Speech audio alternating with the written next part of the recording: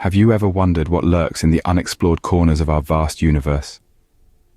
Throughout history, mankind has pondered this question, giving rise to tales of alien abductions.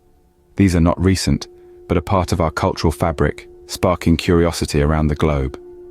From North America to Asia, these tales have seeped into our collective consciousness, challenging our understanding of our place in the universe. With any such concept comes skepticism, countered by belief. Critics cite lack of evidence and human propensity for fabrication, while believers point to the volume of accounts, consistent alien descriptions, and unexplained events surrounding the stories. Past the ongoing argument, there are cases that stand out, stories so chilling they may sway even the staunchest skeptic. There are 3 cases, however, that might make even the staunchest skeptic pause for thought. These cases, Travis Walton, Barney and Betty Hill, and the Pascagoula incident, are our focus today. So buckle up, keep an open mind, and prepare to delve into the unseen reality of alien abductions. In 1975, Travis Walton disappeared in Arizona's Apache Sitgreaves National Forest. On this ordinary day, Walton, a logger, was working with his crew when they saw a strange object. Suddenly, Walton was hit by a beam of light and vanished. Walton was missing for 5 days. His crew was accused of foul play, and search parties combed the forest but found no sign of him. The mystery grew and turned into a national sensation. Walton then reappeared just as suddenly, found in a daze on the outskirts of a town. His memory was fragmented, but he described waking up in a hospital-like room, surrounded by figures in orange suits with large heads, big eyes, and no hair. He reported being examined and experiencing unconsciousness. Walton's account was met with skepticism, but also passed polygraph tests, adding credibility. His story sparked interest in extraterrestrial life and abduction phenomena. It raised questions about our place in the universe and the existence of other sentient beings. Walton's experience isn't an isolated incident. It's part of a pattern of similar accounts reported over the decades. Each story challenges our perception of reality and what we consider possible. But Walton's case is not the first of its kind. His story echoes others' experiences with the unknown, and as we delve deeper into these accounts, we'll find striking similarities hinting at a profound truth. Rewind the clock to 1961, and we find Barney and Betty Hill driving home through rural New Hampshire. As they traverse the lonely stretch, a bright light in the sky captures their attention. It moves erratically, unlike any conventional aircraft. They stop to investigate, clueless that this stop would alter their existence permanently. The Hills incident with the unknown is among the most renowned cases of alien abduction. They reported observing an unusual aircraft and then, a complete amnesia about what ensued next. They found themselves further down the road, their memory blank about the recent past. This memory void remained unresolved until they sought a psychiatrist's help specializing in hypnosis. Through hypnosis, they narrated their terrifying experience in striking detail. They recalled being transported onto an alien ship and subjected to mysterious medical examinations by non-human beings. These beings had humanoid forms, but with oddly alien features. Their large, captivating eyes and precise movements were unnerving. Hills related similar narratives despite separate hypnosis sessions, strengthening their story's credibility. They detailed the ship's interior, the unusual examination equipment, and peculiar star symbols they observed. Most intriguingly, Betty drew a star map under hypnosis. A map that some researchers claim matches a real star system not known to astronomers at the time of her abduction. Fast forward to 1973, where 2 men fishing on the Pascagoula River in Mississippi claimed to have been abducted.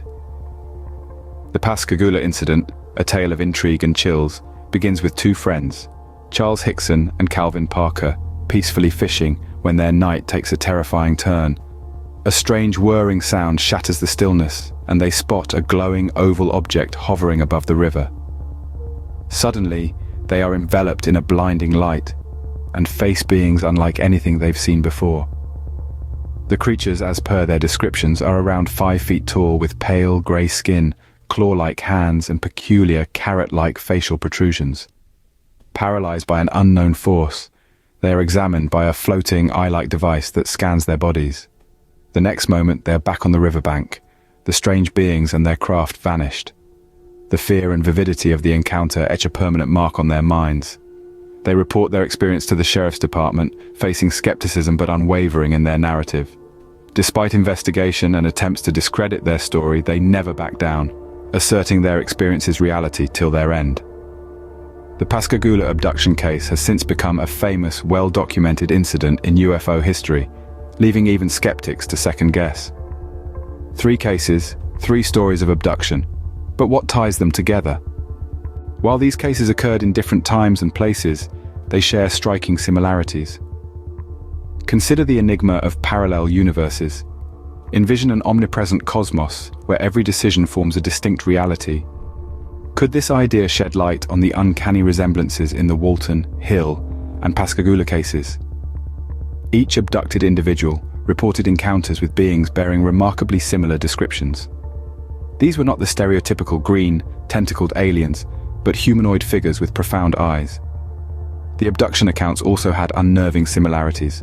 All victims were brought onto a spacecraft, examined and returned unharmed. These intricate events planted enduring memories in the abductees.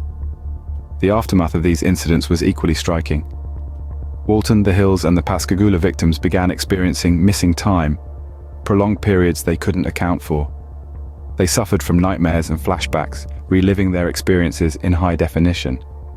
Medical tests showed no physical harm, but they bore deep psychological scars. Could these similarities be coincidence? Or do they hint at abductions not by aliens from our universe, but a parallel one where these events are normal? These cases might represent intersections of multiple realities. Maybe we're gazing not just at the stars, but across the expansive realm of parallel universes. Coincidence? Or could there be more to these stories than meets the eye? These cases, while extraordinary, leave us with more questions than answers. The subject of alien abductions is a complex maze of theories and viewpoints, each more captivating than its predecessor. We venture into a world where the distinction between known and unknown becomes obscure, where skepticism and belief are engaged in an endless dispute. The skeptics are one faction, who suggest these narratives are apt for a sci-fi book, not reality. They question the lack of tangible proof, the discrepancies in the narratives, and the improbability of extraterrestrial beings visiting us. They attribute these experiences to sleep paralysis, hallucinations, or even mere fabrications. Conversely, we have the believers, who challenge skeptics by highlighting the uncanny resemblance in the abduction stories over different eras and locations. They wonder how individuals, who are strangers, narrate such strikingly alike stories. They underscore the emotional scars and mental impact on the abductees, which is difficult to feign. For them, the existence of alien life is a question of when, not if. The discourse is ongoing. The truth remains enigmatic. The narratives of Travis Walton, Barney and Betty Hill, and the Pascagoula incident, while extraordinary, have not been definitively confirmed or refuted. The vagueness allows space for conjecture and stokes our fascination with the unknown. We're left contemplating the immensity of the universe and our position within it. We're left wrestling with the unsettling yet exhilarating notion that we might not be alone in the cosmos. So, we leave you with this question. Could these stories be more than just figments of imagination? Could they be evidence of life beyond our planet?